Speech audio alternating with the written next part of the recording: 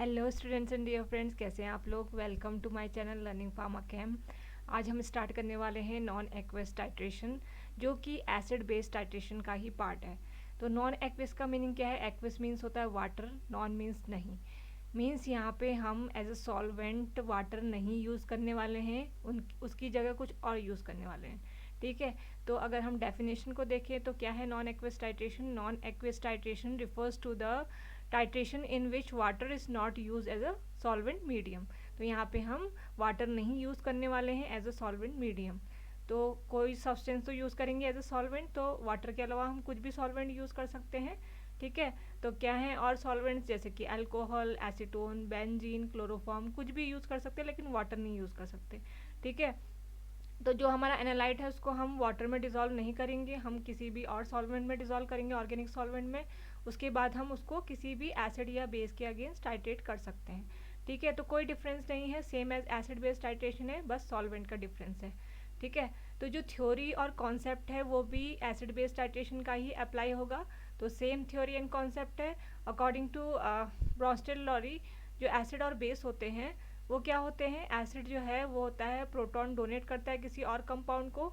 ठीक है, और जो बेस होते हैं वो प्रोटॉन एक्सेप्ट करते हैं किसी और कंपाउंड से। ठीक है, तो ये जनरल कॉन्सेप्ट जो एसिड बेस्ड टाइट्रेशन में अप्लाई होता है वही नॉन एक्वस टाइट्रेशन में भी अप्लाई होगा। तो चलिए डिस्कस करते हैं नॉन एक्वस टाइट्रेशन की थ्योरी। इससे हमें पता चलेगा कि क्यों हमें नॉन एक्वस सॉल्वेंट को यूज़ करना पड़ा और क्यों हमें सिंपल एसिड बेस्ड टाइट्रेशन को मॉडिफाई करना पड़ा टू नॉन एक्वस टाइट्रेशंस। तो चलिए देखते हैं।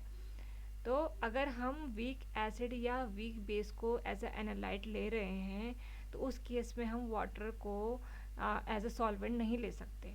ठीक है, क्यों?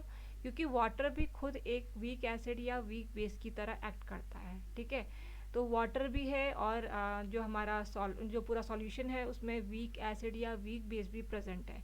ठीक है, अब क्या रिएक्शन होगी एसिड और बेस अगर हम टाइट्रेशन कर रहे हैं, क्योंकि basic concept acid based titration का ही है, तो उसमें क्या होगा, या तो प्रोटॉन लिया जाएगा या प्रोटॉन दिया जाएगा। ठीक है, या एक्सेप्ट होगा या डोनेट होगा। तो जब सॉल्वेंट भी एज ए वीक एसिड या वीक बेस की तरह एक्ट कर रहा है तो वो compete करेगा विद एनालाइट, जो खुद भी एक वीक एसिड या वीक बेस है, फॉर प्रोटॉन डोनेशन या एक्सेप्टेंस के लिए। ठीक है, तो इस कंपटीशन की वजह से क्या होगा कि जो एंड पॉइंट है वो हमारा सही नहीं आएगा। अब यहाँ पर हम एग्जाम्पल ले सकते हैं, जैसे कि अगर सॉल्यूशन में हाइड्रोनियम आयन प्रेजेंट है फ्रॉम वाटर, और जो हमारी ड्रग है या एनालाइट है वो क्या है, एक अमीन है, तो उसमें सॉल्यूशन में RNH3 पॉजिटिव आयंस भी प्रेजेंट है। ठीक है, तो ये दोनों compete करेंगे एक दूसरे के साथ फॉर प्रोटॉन डोनेशन, तो इस वजह से एंड पॉइंट जो है करेक्ट नहीं आएगा। तो इस कंपटीशन को हम हटा सकते हैं। हम क्या कर सकते हैं, सॉल्वेंट को रिप्लेस कर सकते हैं विद नॉन एक्वस सॉल्वेंट, जो कि ऐसा नहीं करेंगे और जो हमारा एंड पॉइंट है वो सही आएगा।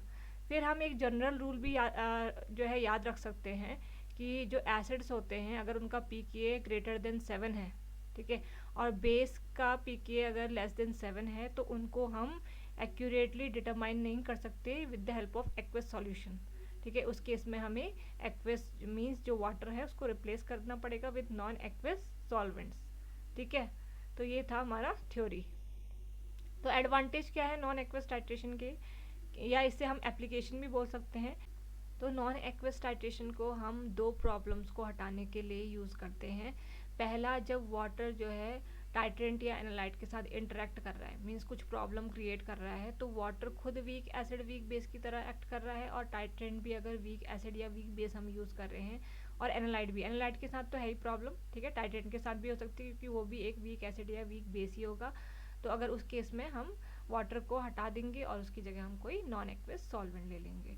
ठीक है, नेक्स्ट है कि अगर जो हमने एनालाइट लिया है वो या तो वीक एसिड है या वीक बेस है, ठीक है, उसकी अगर पुअर सॉल्युबिलिटी है इन वाटर, ठीक है, तो वाटर में अगर सॉल्युबल ही नहीं है तो रिएक्शन कैसे करेगा, प्रोटॉन डोनेशन प्रोटॉन एक्सेप्टेंस तब तक नहीं कर सकता जब तक कि वो सॉल्वेंट में अच्छे से सॉल्युबलाइज नहीं हो जाता। ठीक है, उस केस के लिए भी हमें वाटर को हटाना पड़ेगा और कोई ऐसा ऑर्गेनिक सॉल्वेंट लेना पड़ेगा जिसमें कि जो हमारा एनालाइट है वो कम्प्लीटली सॉल्युबल है और अपना रिएक्शन अच्छे से कर सकता है और एंड पॉइंट भी सही देगा। ठीक है, तो उसी तभी हमारे रिजल्ट जो है सही आएंगे जब जो ड्रग है वो या एनालाइट है वो सॉल्युबल होगी इन द सॉल्वेंट। तो ये था इंट्रोडक्शन नॉन एक्वस टाइट्रेशन का। अब हम अपने प्रोडक्ट के बारे में डिस्कस कर लेते हैं। तो आज का हमारा प्रोडक्ट है एलिजा हनी, ठीक है।